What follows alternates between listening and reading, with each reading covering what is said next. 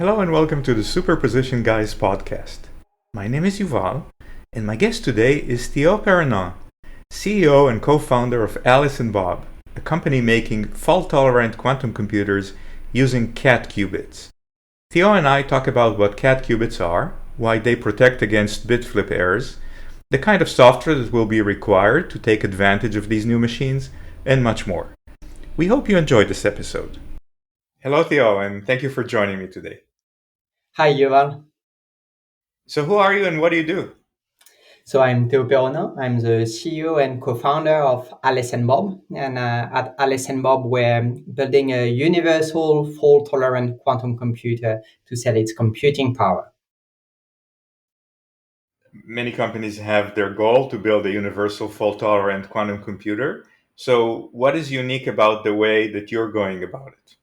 Yes, at Alice and Bob, we're building a quantum computer using the well-known superconducting circuit platform.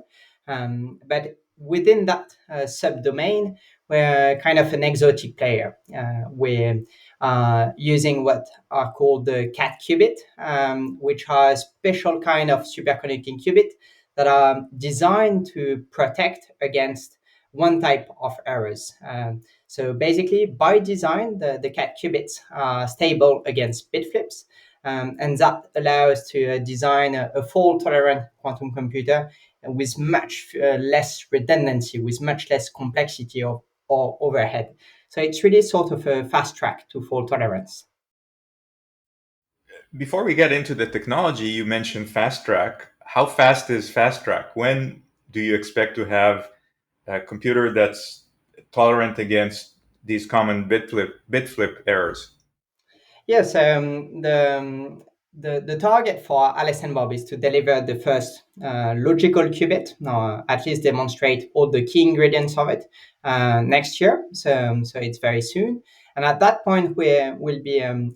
So we have already demonstrated that we can correct against bit flip, and now the challenge is to correct the remaining phase flip errors. In quantum computing, you have two types of errors, bit flip and phase flip, that are equally important to correct for.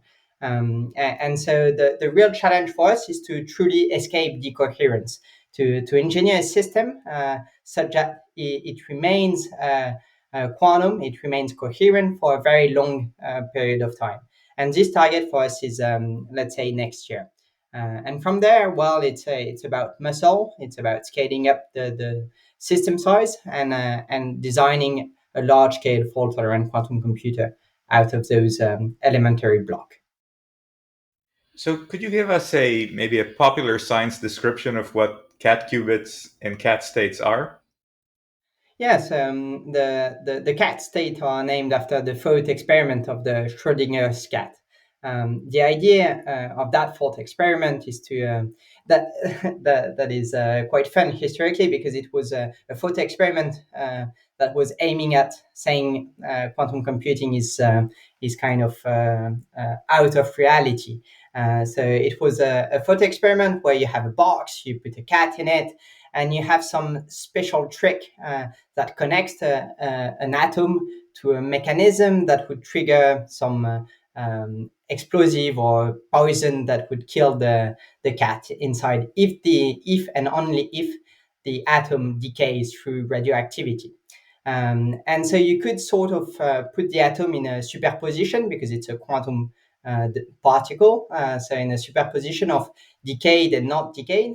And that would in turn mean that your cat, a global, a macroscopic living organism, is in a superposed state. And so that for the experiment obviously is not what we're doing in the lab. We don't. I mean, no cats are harmed in our lab. What we have are cat state within harmonic oscillators. So you, to put it in simpler ways, in simpler terms, the idea is to have a harmonic oscillator, so a resonator, just like a pendulum, if you may, that is in the superposition of two sort of classical state. Typically, a state with a well-defined phase and amplitude. Those are called coherent states of harmonic oscillator. It's really the closest to classical that you can get. And so a cat qubit, a superconducting cat qubit, is really, in simpler terms, it's just a resonator, an antenna on a chip, where you have a superposition of two electromagnetic waves with the same amplitude but opposite phases. And this is, in a very rigorous way, a cat state, hence the cat qubit name. And what makes it easy to correct for these errors if you do have a cat state? Yeah, so the kind of the breakthrough that was made by both Yale and the Paris ecosystem, research ecosystem that we are a spin-off of, was about a decade ago to realize that those cat states actually can be stabilized. They can be stabilized through a very well engineered dissipation, some sort of exotic dissipation that exchange photons two by two with the environment. So basically, you have a resonator that actually exchange energy with its environment, but by pairs of photons. This is not something you find in nature. You have to engineer it. And when you do so and you go through the maths, you can see that if you start in one of those two coherent states, so let's say a given phase and amplitude, well, it's exponentially hard to switch to the opposite phase. And this would be, I mean, switching from one phase to the opposite one would be a bit flip in the block sphere of the cat qubit. And so it's really a shift of paradigm in the sense that whereas most players in the industry try to isolate as much as possible their quantum bits, what we're doing at Alice and Bob is actually trying to couple our quantum bit as much as we can to the environment, but through a very well defined channel that is able to exchange energy, so continuously replenishing the resonator in energy while not exchanging information, while not inducing decoherence. And this is really the trick that was developed by those two groups and that we are pursuing at Alice and Bob. So your qubits are different than regular superconducting qubits. What about the gates? What about one qubit or certainly two qubit gates? Are they similar or are they also very different? Yes, here we're going to get a bit more tricky. What I described previously was what is called the bias noise qubit, meaning a qubit that has very few bit flips, but still has many phase flips. So it's kind of it has a bias noise in that sense. And then the mindset of the error correction scheme we have it at Alice and Bob is to correct for the remaining phase flip through redundancy. And so in that regard, what it means is that your error correction code is going to be a simple 1D error correction code just to correct for the remaining phase flip. But you have to be able to assume that you haven't introduced any bit flips in the mix. And so to answer your question, what that means is that all the gates that you're going to do at the physical level have to preserve that noise bias. They should not introduce some new uncorrectable bit flips. So for example, we do not have a physical Hadamard gate. You see the Hadamard gate, which is one of the most common gates in quantum computing, actually would change a bit flip into a phase flip and vice versa. And so we cannot do that at the physical level. So we're kind of different in the kind of physical gates we can implement. We're limited to what are called bias preserving gates. And through there, we're able to do that error correction code. And then at the logical qubit level, here we can have a universal set of gate and recreate the Hadamard gate. We actually published all this roadmap in I believe PRX in 2020. And our competitors from AWS also built on that vision of bias preserving gates on cat qubits in their roadmap. So you mentioned the single qubit and how you do two qubit gates. How about the other infrastructure? Do you also need cryogenic cooling, to basically the same temperature as regular superconducting qubits? Yeah, so exactly. So we're very standard. When you look at our lab, it's somewhat the same kind of infrastructure as any other superconducting circuit player, meaning that we have a dilution refrigerators, racks of microwave electronics, FPGA boards to generate the signals. The main difference is the level of complexity or the number of physical qubits we're aiming for. Given that each of our physical qubit, each of our cat qubit is already correcting for some of its errors, well, we'll need much fewer redundancy, actually, orders of magnitude fewer physical qubits to build logical ones. And that in turns kind of soften a lot the constraint on infrastructures in terms of cooling power, in terms of number of microwave lines you have to input, in terms of number of control electronics devices you need to pilot a large scale quantum computer. So we're kind of the fast second in that approach, leveraging what has been done in the ecosystem in terms of scaling superconducting circuit platforms, but while requiring much fewer overhead, much fewer complexity, so that it's definitely within reach of a startup. Definitely a smaller player than some of our competitors. So one of the obviously leading superconducting qubit vendors or superconducting computing is IBM, and they're planning to release 1,000 qubit chip. Now, given that you have dramatically different error corrections, what is the equivalent number of qubits if you wanted to run roughly the same application on 1,000 qubit chip and on your chip? Yeah, so one application, one algorithm that you might want to run on some of our competitors' hardware would be actually to do an error correction code and try to build a logical qubit that reach 10 to the minus 6 to 10 to the minus 9 error rates, which are sort of the ballpark of where we believe some true exponential speedup can be demonstrated unequivocally.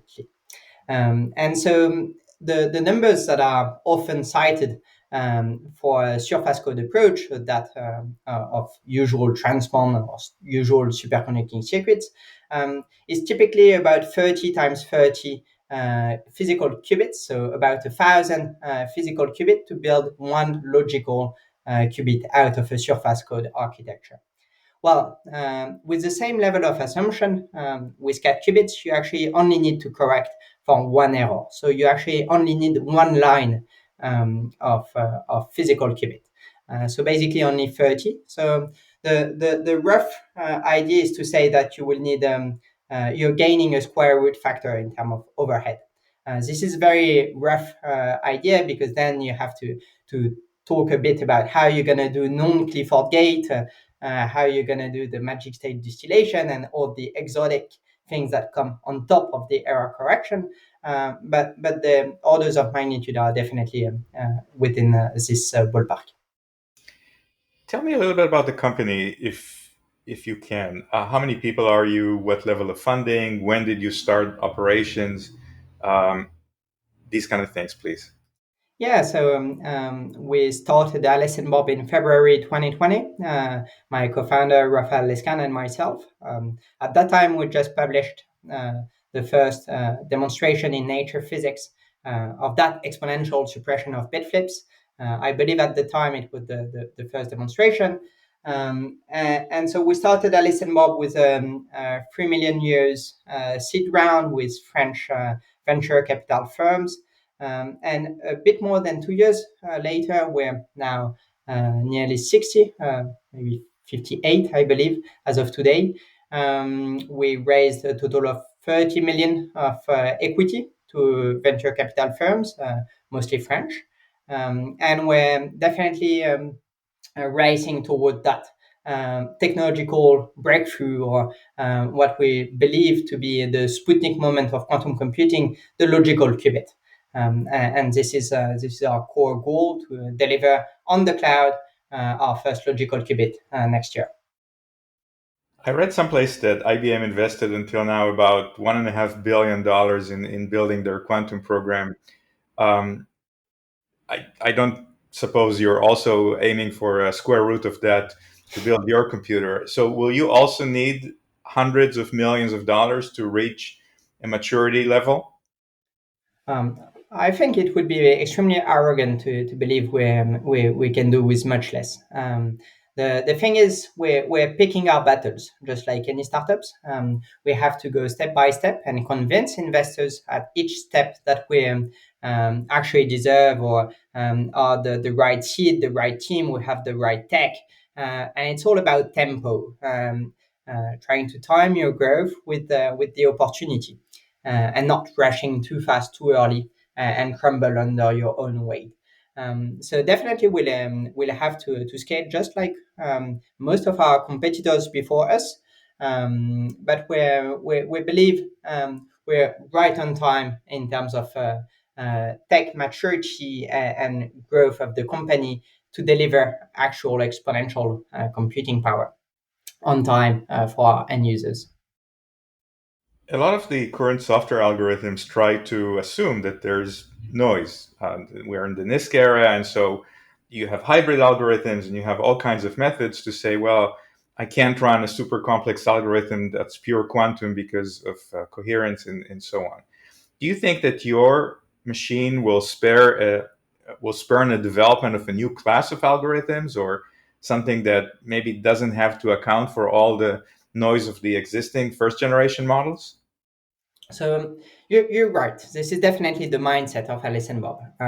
So we're not sure of many things, but what we're sure of is that once you reach a sufficient level of performances, once you have sufficiently good logical qubits, then you can go for algorithms that are guaranteed to have exponential speed up. And the other key ingredient we have in mind is the fact that actually classical computers are very good. So to beat them at a true real world task, you actually need more than a quadratic speedup. And it's likely that you're going to require exponential speedup to actually demonstrate advantage in the decade to come. So with those ideas in mind, the battle we picked at Alice and Bob is to really focus on escaping the coherence, delivering a platform that is both scalable and robust against noise, to first aim for those use cases, those algorithms that are guaranteed to have exponential speedup and actually require a very deep algorithm or a very large depth of circuits. So to that end, is applications a focus of yours at the company, or are you relying on collaborations, or at this time you're basically the main focus is just getting the hardware done? So we're a hardware company. We're doing everything in-house, from the really low-level maths of the control theory of our qubits up to operating the devices and plugging them and coding the BIOS, if I may, of the quantum computer. But we're not a quantum algorithm software. For that, we're relying on partnerships with players that are focused and have a very good expertise to leverage our hardware. So it's definitely the latter in the sense that we're focusing on hardware, focusing on building a platform with which our partners can actually deliver value for our clients together. And we're definitely open for more collaboration in that regard. As we get close to the end of our conversation today, I was curious if you could have dinner with anyone in quantum computing, dead or alive, who would you want to have dinner with? Ha, that's a tricky question. Um, I, I'm going to answer on a personal level. I've joined physics early on because I was a big fan of the character Richard Feynman, and I mean every other talk in the field start with a quote of Richard Feynman when he was helping his son, I believe, building classical computers at the time, and he realized it could be interesting to start playing with quantum mechanics.